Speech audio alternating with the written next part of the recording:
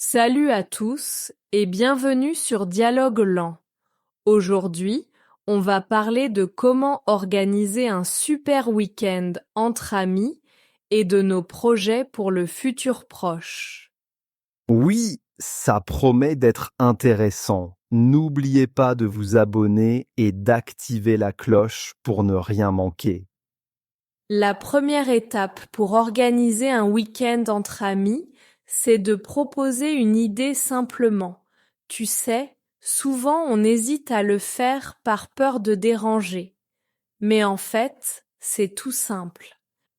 Exactement. Il suffit de lancer la conversation. Par exemple, tu peux dire « Que diriez-vous d'un week-end à la montagne ?» C'est direct et ça permet d'avoir un premier retour. Oui, et ça donne une direction claire à la discussion. Tu peux aussi ajouter des détails pour rendre l'idée plus concrète, comme les activités possibles ou les dates. On pourrait partir le dernier week-end du mois et faire de la randonnée. C'est vrai que les détails aident à visualiser le projet. Et puis, il ne faut pas oublier d'être à l'écoute des autres. Chacun peut avoir ses préférences. Quelqu'un pourrait dire « J'adore l'idée, mais je préfère le bord de mer. » L'important, c'est de rester flexible. Peut-être que le groupe préfère une autre destination ou une autre date. L'idée, c'est de lancer une discussion ouverte. Et parfois, ça peut même être amusant de jongler avec les idées. Pour éviter les malentendus, il vaut mieux être clair dès le début. Par exemple, si tu proposes une idée, précise si tu es prêt à organiser ou si tu cherches des volontaires pour t'aider. Tout à fait. Parfois, juste clarifier ça peut changer la dynamique. Dire quelque chose comme je suis prêt à m'occuper des réservations si on part à la montagne. Ça montre ton engagement et motive les autres. Et si tu n'es pas sûr de ce que tes amis aimeraient, tu peux proposer plusieurs options. Par exemple, on pourrait faire un week-end sportif ou un séjour détente. Qu'en pensez-vous? Oui, ça permet de voir ce qui emballe le plus le groupe. Et puis, une fois l'idée lancée, tu peux demander aux autres de donner leur avis. Ça aide à créer un projet qui plaît à tout le monde.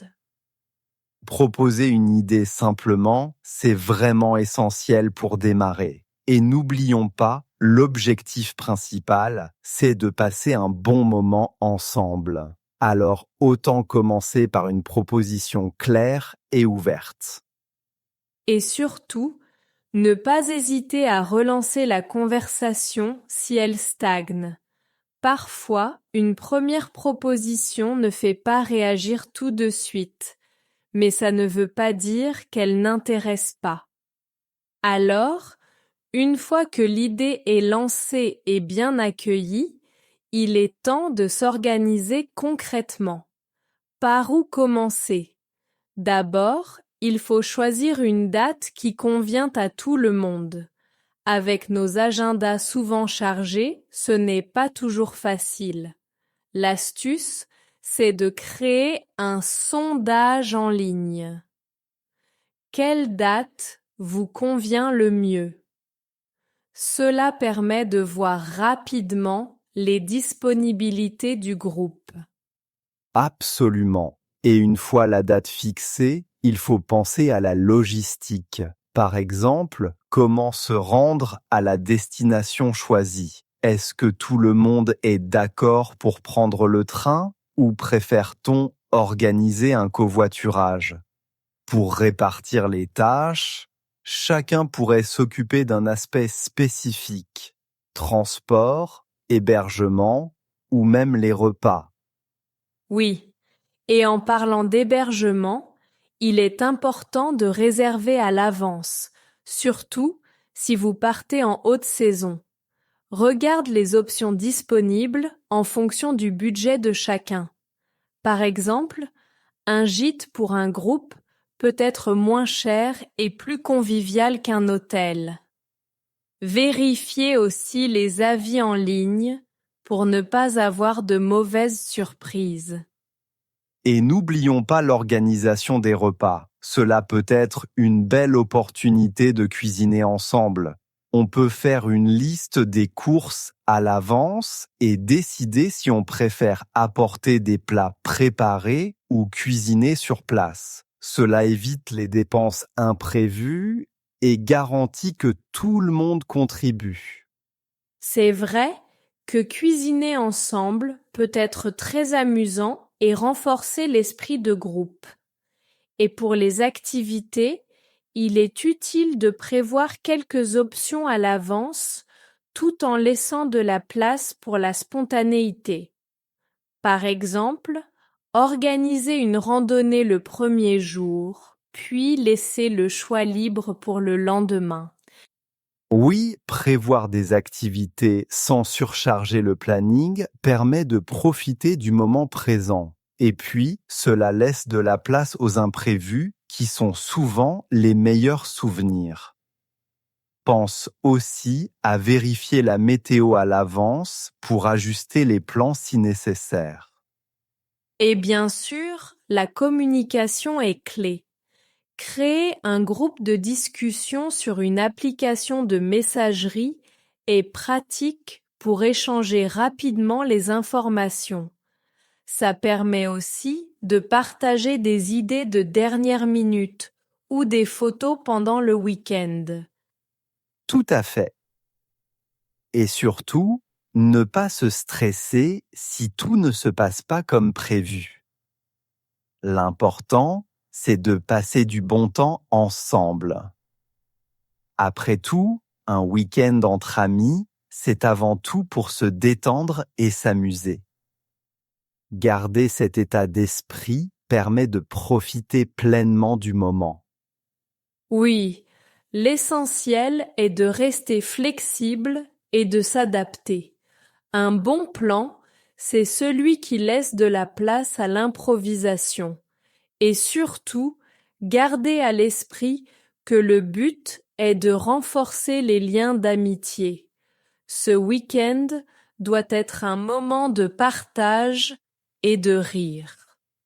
En résumé, bien s'organiser, c'est anticiper tout en gardant une certaine légèreté. Alors, une fois que les grandes lignes sont posées, il ne reste plus qu'à se réjouir à l'idée de ce week-end à venir. Quand vous organisez un week-end entre amis, quelles sont vos astuces pour choisir une date qui convient à tout le monde? Une fois la date et la logistique arrangées, il est temps de se mettre d'accord sur le programme du week-end. C'est important que chacun se sente impliqué et que tout le monde y trouve son compte. Pour cela, collecter les idées de chacun peut être une bonne première étape. Oui, chaque personne peut proposer une activité qu'elle aimerait faire. Par exemple, certains voudront peut-être visiter un musée, tandis que d'autres préféreront une activité en plein air comme le vélo ou la randonnée. Ça vous dit de faire un tour en vélo le samedi matin? Tout à fait. Écouter les envies de chacun permet de créer un programme varié et équilibré. Il est aussi judicieux de prévoir des moments de détente où rien n'est planifié. Cela permet à ceux qui le souhaitent de se reposer ou aux plus spontanés de proposer des activités de dernière minute. Pour éviter les frustrations, il est important d'être clair sur le programme décidé. Une fois les idées rassemblées, on peut établir un planning simple. Par exemple, un tableau avec les activités principales, les horaires et les lieux. On se rejoint tous à 10 heures pour le brunch? Oui, Et il faut aussi penser à la flexibilité. Avoir un programme, c'est bien, mais il ne faut pas le suivre à la lettre. Laisser de l'espace pour les changements de dernière minute peut rendre le week-end encore plus agréable et détendu. C'est vrai. S'adapter aux envies et à l'énergie du groupe est essentiel. Parfois, une activité inattendue peut devenir le meilleur souvenir du week-end. Et puis, il y a toujours des imprévus, comme un changement de météo. Prévoir des alternatives peut être utile. On peut aussi inclure des moments pour se retrouver tous ensemble, comme un dîner ou une soirée-jeu. Ces moments partagés renforcent les liens et créent de beaux souvenirs. Pense aussi à des activités qui ne nécessitent pas d'organisation spéciale, comme une promenade en ville. Absolument. En fin de compte, le but est de passer du bon temps ensemble. Garder un esprit positif et ouvert est la clé pour que chacun profite au maximum du week-end. Avec un peu de préparation et beaucoup de flexibilité, tout devrait bien se passer. N'oublions pas que l'essentiel est de s'amuser et de profiter de la compagnie des amis. Un programme bien pensé mais simple peut faire toute la différence pour que tout le monde passe un agréable moment. Quel type d'activité préférez-vous inclure dans un programme de week-end entre amis, une visite culturelle, une activité en plein air ou un moment de détente?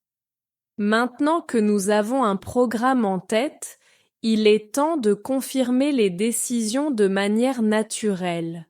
C'est souvent à ce stade que les discussions peuvent s'éterniser si on n'y prend pas garde.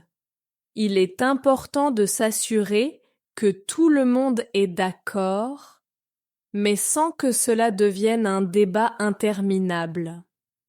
Oui, et pour cela, il est utile de faire un petit récapitulatif des idées principales. Par exemple, tu peux dire: donc, on part sur le musée le samedi matin et le pique-nique l'après-midi. Ça vous va? Cela permet de clarifier les choses et de donner à chacun une dernière chance d'exprimer ses préférences.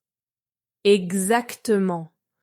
Une fois les décisions confirmées, il peut aussi être utile de désigner un responsable pour chaque activité. Cela ne veut pas dire que cette personne doit tout organiser, mais plutôt qu'elle peut servir de point de référence. Cela évite les confusions et les oublis. C'est une bonne idée. Et n'oublions pas de rester ouverts aux modifications de dernière minute. Parfois, une activité peut sembler parfaite sur le papier, mais ne pas convenir le jour J. En gardant une attitude flexible, on peut facilement ajuster le programme. Pour les repas, par exemple, il peut être pratique de créer un groupe de discussion pour confirmer qui apporte quoi. Cela permet de s'assurer que tout le monde est bien sur la même longueur d'onde. Qui s'occupe du dessert pour le dîner de samedi? Oui, et si une activité nécessite une réservation, il est crucial de la faire à l'avance. Cela évite les déceptions de dernière minute. Par exemple, si vous avez décidé d'aller dans un restaurant populaire, assurez-vous que quelqu'un a bien réservé une table. En parlant de réservation, c'est aussi une bonne idée de vérifier les conditions d'annulation. On ne sait jamais ce qui peut arriver et il vaut mieux être préparé. Cela réduit le stress et permet de se concentrer sur l'essentiel. Profitez du moment présent. Enfin, Pour maintenir une bonne ambiance, il est important d'encourager la communication. Si quelqu'un a un doute ou une nouvelle idée, il ne faut pas hésiter à en parler. Un simple « est-ce que ça te convient ?» peut faire toute la différence et éviter les malentendus. Absolument. Et si une décision doit être prise rapidement, ne pas hésiter à utiliser un vote. C'est une méthode simple et efficace pour se mettre d'accord rapidement. Tout le monde a ainsi son mot à dire, et les décisions se prennent de manière inclusive et démocratique. Merci à tous d'avoir écouté notre épisode sur l'organisation d'activités en groupe. Nous espérons que nos conseils vous seront utiles. N'hésitez pas à partager vos propres expériences en commentaire en utilisant les mots-clés organisation et flexibilité. Oui, merci pour votre soutien. Si vous avez aimé cet épisode, pensez à laisser un like et à vous abonner pour ne pas manquer nos prochains contenus. Activez la cloche pour recevoir une notification dès qu'un nouvel épisode est en ligne. À bientôt. Proposer. Proposer une idée aide à lancer la discussion. On peut proposer une activité simplement. Organiser. Organiser un week-end demande un peu de préparation. Bien organisé évite le stress. Choisir. Choisir une date commune n'est pas toujours facile. Le groupe doit choisir ensemble. Prévoir.